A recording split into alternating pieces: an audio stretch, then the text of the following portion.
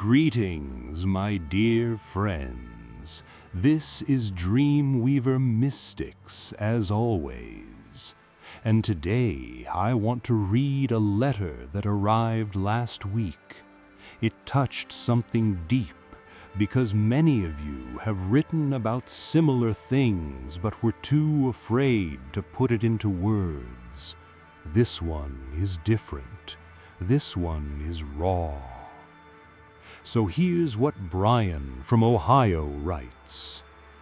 Dreamweaver Mystics, I've been watching your videos about dreams and dark entities for months. I never believed in any of this. I'm a practical guy. I work in logistics. I fix things with my hands.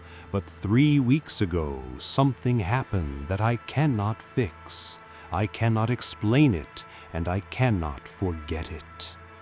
I woke up in the middle of the night. At least I thought I woke up. I was lying on my back, facing the ceiling. I couldn't move, not a single muscle. I tried to lift my arm, nothing. I tried to scream for my wife. My mouth opened, but no sound came out. Zero. I was completely frozen. And then I saw it. In the corner of the bedroom, where the shadows are thickest, there was a figure. Not a person, not an animal. It was tall, too tall, maybe 7 feet, pitch black, but not like a shadow, like someone had cut a hole in reality, like the darkness itself was standing up. I couldn't see eyes, but I knew it was looking at me. I felt it, a cold, heavy pressure on my chest, not physically heavy, existentially heavy, like something was holding me down from the inside. I tried to pray, I tried to curse, nothing came out. I was completely helpless, and then it started to move, slowly, one step toward the bed. I closed my eyes, I think I closed them, and when I opened them again, the sun was up. I was covered in sweat. My wife was sleeping next to me, didn't hear a thing. I haven't slept in the dark since that night. I sleep with a lamp on. My wife thinks I'm going crazy. Maybe I am, but I know what I saw, and I need to know, what was that thing? Why couldn't I move? And why do I feel like it's still there, waiting for me to close my eyes again? Powerful message, Brian. Thank you for your courage. And you're not crazy. You're not alone either, because what you experienced has a name. Science calls it sleep paralysis, and science has many explanations. Disrupted REM sleep. The brain wakes up before the body. The atonia, that natural paralysis that keeps you from acting out your dreams, hasn't worn off yet. And the hallucinations, your brain, still half in a dream state, projects your fear into the room.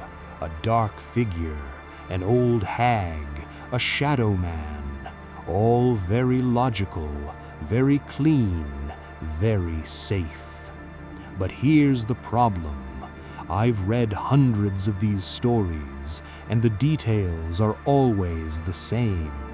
The pressure on the chest, the inability to scream, the figure in the corner, always in the corner, never outside the window, never by the door, always the corner. Why the corner? Science says it's a cultural archetype. I say, what if science is describing the symptoms but not the disease? What if sleep paralysis isn't a glitch in our biology? What if it's a glitch in the matrix itself?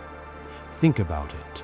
You're conscious, your body is offline, your senses are working, but your motor functions are locked. That's not a bug.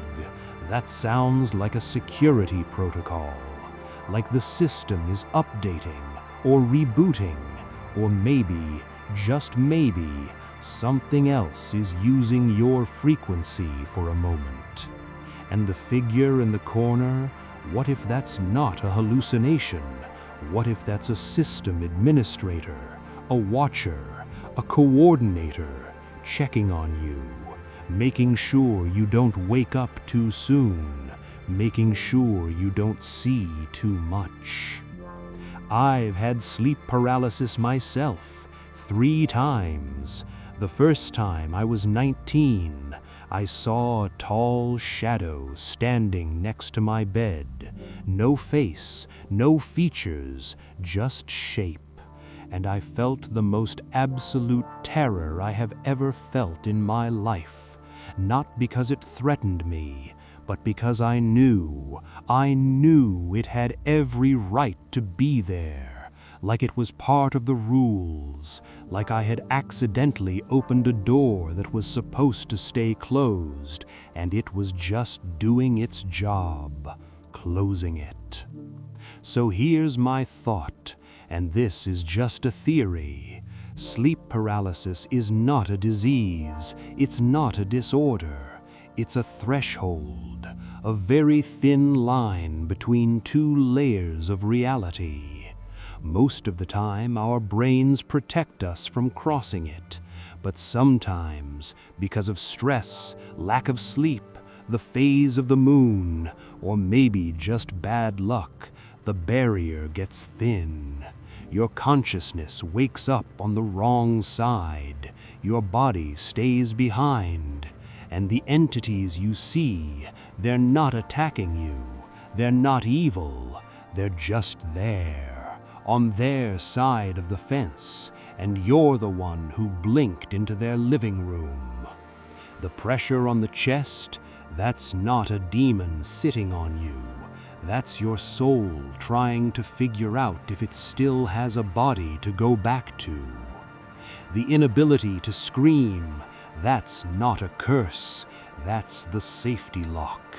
Because if you could scream, if you could move, you might never come back. So what do you do, Brian? Listen to me. Don't sleep with the lamp on forever. Fear feeds the experience.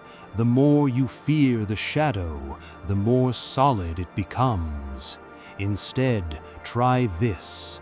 The next time it happens, and it might happen again, don't fight it. Don't try to move. Don't try to scream. Just watch. Just breathe. Tell yourself, I am safe. My body is charging.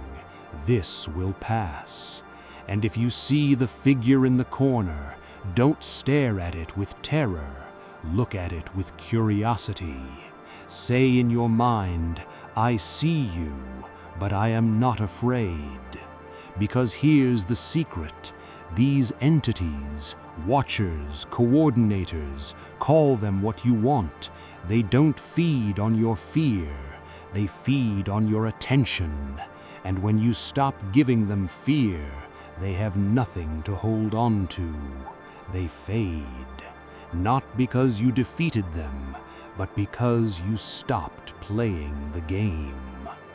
So yes, science calls it sleep paralysis, a malfunction of the REM cycle, a glitch in the brain. But maybe, just maybe, it's a glitch in something much bigger. And the shadow in the corner, it's not a monster. It's just a system administrator doing a night shift. Sleep well, my friends, or don't. That's your choice now.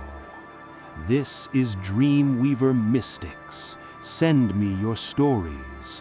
And remember, the moon controls your brain, but you control your dreams.